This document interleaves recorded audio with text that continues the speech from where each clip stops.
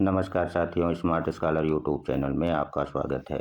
आज की क्लास में हम लोग कोई विधेयक अर्थात बिल कानून का रूप कैसे लेता है, सबसे पहले इस पर डिस्कस करेंगे। और संसद में प्रस्तुत किए जाने वाले विधेयक कितने प्रकार के होते हैं, उन पर भी हम डिस्कस करेंगे। तो चलिए, कोई विधेयक अर्थात बिल जो संसद में पेश होता है वो कानून का रूप कैसे लेता है। तो किसी विधेयक को 3 वाचनों से गुजरना पड़ता है। पहला वाचन जब किसी सदन में अध्यक्ष या सभापति की अनुमति से सदन में पेश होना ही प्रथम वाचन कहलाता है। और प्रथम वाचन के उपरांत सदन में बिल के उपबंधों पर जब विस्तृत चर्चा होती है तो यह द्वितीय वाचन कहलाता है। और द्वितीय वाचन के बाद संबंधित सदन अपेक्षित बहुमत से पास करके दूसरे सदन को भेजता है। दूसरा सदन भी 6 महीने के अंदर बिल पर उपबंधों पर चर्चा करता है और अपेक्षित बहुमत से यदि वह भी पास कर देता है, अर्थात दोनों सदनों से जब कोई विधेयक अपेक्षित बहुमत से पास होकर के राष्ट्रपति के पास पहुंचता है और राष्ट्रपति उस पर अपनी सहमति दे देता है, तो जो बिल या विधेयक होता है वो एक्ट या कानून बन जाता है। तो बिल का दोनों सदनों से अपेक्षित बहुमत से पारित होकर राष्ट्रपति के स्वीकृति के बाद एक्ट बनना ही कानून है। अब चलिए, जो विधेयक लैप्स कैसे हो जाता है, तो एक सदन ने पारित कर दिया और दूसरे सदन द्वारा 6 महीने से अधिक तक रोके रखा गया तो वह विधेयक लैप्स हो जाता है, यानी समाप्त हो जाता है। अब जो संसद में ये विधेयक पेश होते हैं, ये कितने प्रकार के होते हैं। तो पहला साधारण विधेयक, दूसरा धन विधेयक, तीसरा वित्त विधेयक जो आगे अभी हम पढ़ेंगे, और चौथा संविधान संशोधन विधेयक होता है। तो इनकी हम लोग एक एक करके चर्चा करेंगे। तो जो साधारण विधेयक होता है ये संसद के किसी भी सदन में पेश किया जा सकता है और एक सदन द्वारा पास होकर के दूसरे सदन को ये भेज दिया जाता है और दूसरा सदन 6 माह के अंदर संशोधन सहित या बिना संशोधन सहित पहले वाले सदन को भेज दे अथवा वह अस्वीकार कर दे या कोई कार्रवाई ना करे, ये दूसरे सदन को अधिकार होता है। जब साधारण विधेयक पर दोनों सदनों में विधेयक अर्थात बिल को लेकर के कोई अवरोध उत्पन्न हो जाए तो राष्ट्रपति को अधिकार है कि वह सदनों की संयुक्त बैठक बुला ले और अनुच्छेद 108 के तहत और संयुक्त अधिवेशन के द्वारा बिल को पास करा सकता है। जब संयुक्त अधिवेशन आहूत होता है, कौन सा अधिवेशन? संयुक्त अधिवेशन आहूत होता है, तो सदन की कार्यवाही की अध्यक्षता लोकसभा अध्यक्ष करता है अथवा उपाध्यक्ष कर सकता है अथवा उपसभापति करता है, वो भी अनुच्छेद 118 के तहत। अब तक जो साधारण विधेयक थे उस पर 3 बार ही संयुक्त अधिवेशन बुलाया गया।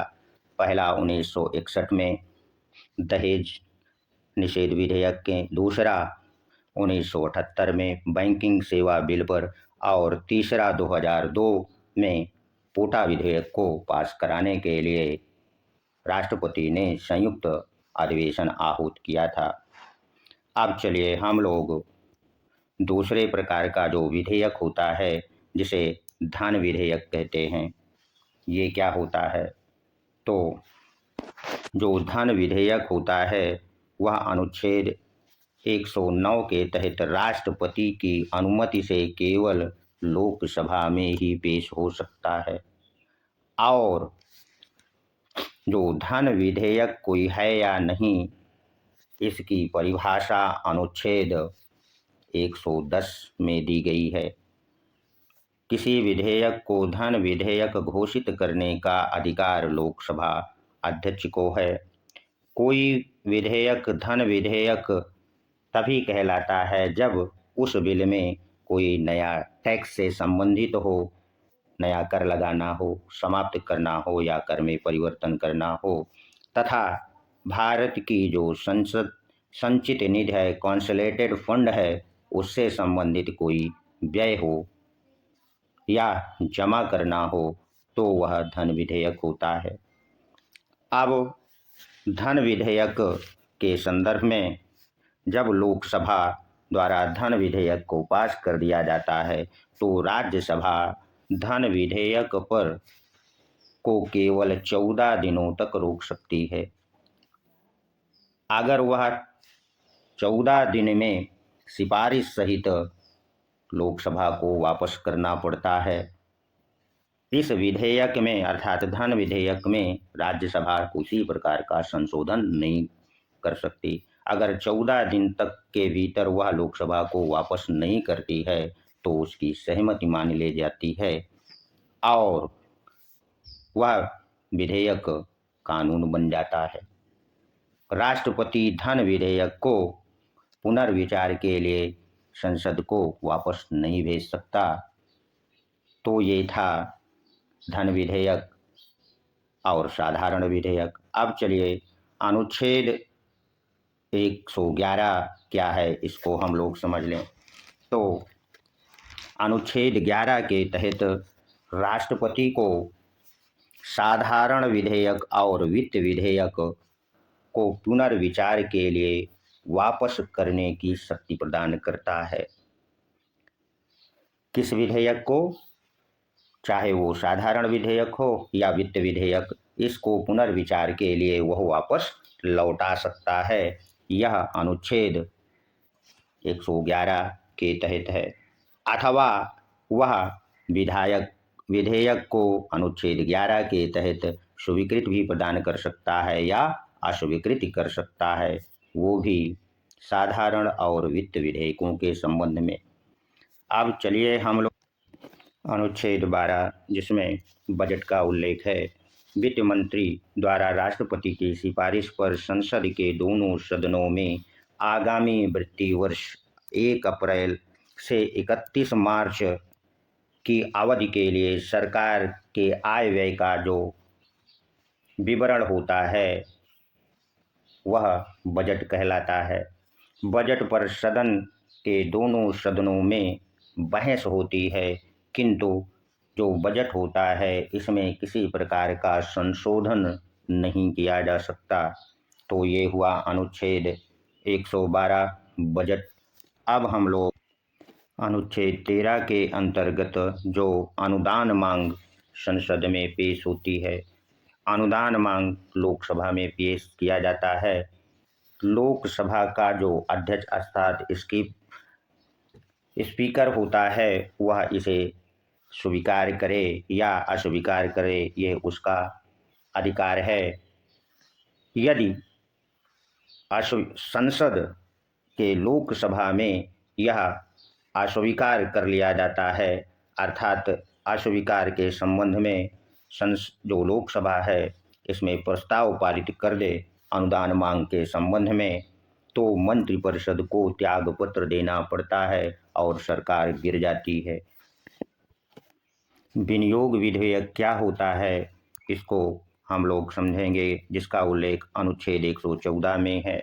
जब सरकार को संचित निधि से कोई धन निकालना होता है तो उसे वह विनियोग विधेयक के माध्यम से ही निकाल सकती है।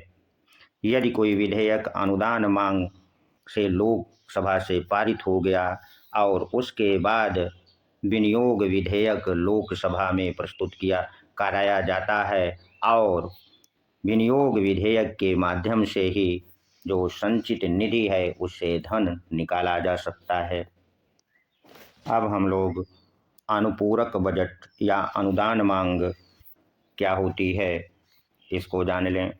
तो अनुपूरक बजट या अतिरिक्त अनुदान में जब विनियोग विधेयक द्वारा स्वीकृत रकम किसी विशिष्ट सेवा या चालू वित्त वर्ष के दौरान कम पड़ जाती है अथवा नई सेवा जिसका बजट में उल्लेख नहीं है, तो राष्ट्रपति संसद के दोनों सदन के समक्ष अनुपूरक बजट या अतिरिक्त अनुदान रखवाता है और इसके द्वारा इसकी स्वीकृति होती है। अब हम लोग लेखा अनुदान या प्रत्यावधान, जिसका उल्लेख अनुच्छेद 116 में किया गया है, वो क्या होता है। लेखा अनुदान एक अग्रिम व्यवस्था है जब विनियोग बिल द्वारा किसी बिल को पारित करना संभव ना हो तो जो भारत की संचित निधि है उससे धन राष्ट्रपति दे सकता है। अब प्रत्यानुदान क्या होता है, तो प्रत्यानुदान किसी सेवा का विशाल या अनिश्चित काल स्वरूप के कारण वार्षिक बजट के साथ उसका यदि विवरण नहीं दिया जा सकता तो लोकसभा अग्रिम राशि जब देती है तो उसे प्रत्यानुदान कहते हैं। अपवादानुदान का तात्पर्य लोकसभा उस समय देती है जब कोई सेवा चालू वर्ष में का भाग नहीं है, तो अपवादा अनुदान का उल्लेख है। और जो अनुच्छेद 117 है वह वित्त विधेयक से संबंधित है। अनुच्छेद 117 के तहत कोई वित्त विधेयक राष्ट्रपति की अनुमति से ही केवल लोकसभा में पेश हो सकता है और लोकसभा से पारित होने के बाद राज्यसभा को भेजा जाता है। राज्यसभा वित्त विधेयक को संशोधित भी कर सकती है और दोनों सदनों में यदि अवरोध उत्पन्न हो जाए तो राष्ट्रपति को ये अधिकार है कि वित्त विधेयक के संबंध में संयुक्त अधिवेशन बुला सकता है।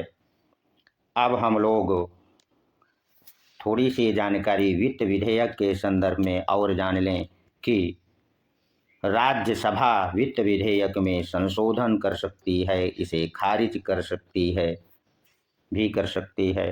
अब चलिए जो संसद में पेश होने वाला आखिरी विधेयक है वो क्या है, वो है संविधान संशोधन विधेयक।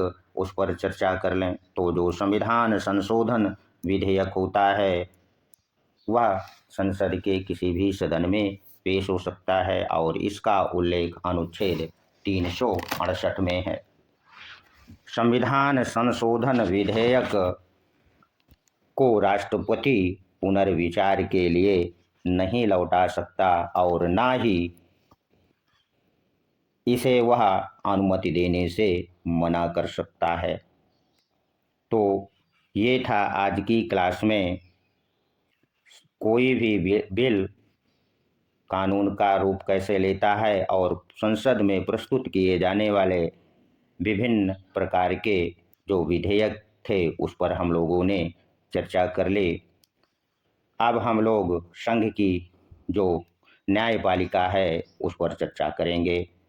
इस वीडियो को लाइक कर दीजिए, सब्सक्राइब अवश्य कर दिया करें ताकि आपको नियमित रूप से इसी प्रकार के वीडियो मिलते रहें। धन्यवाद।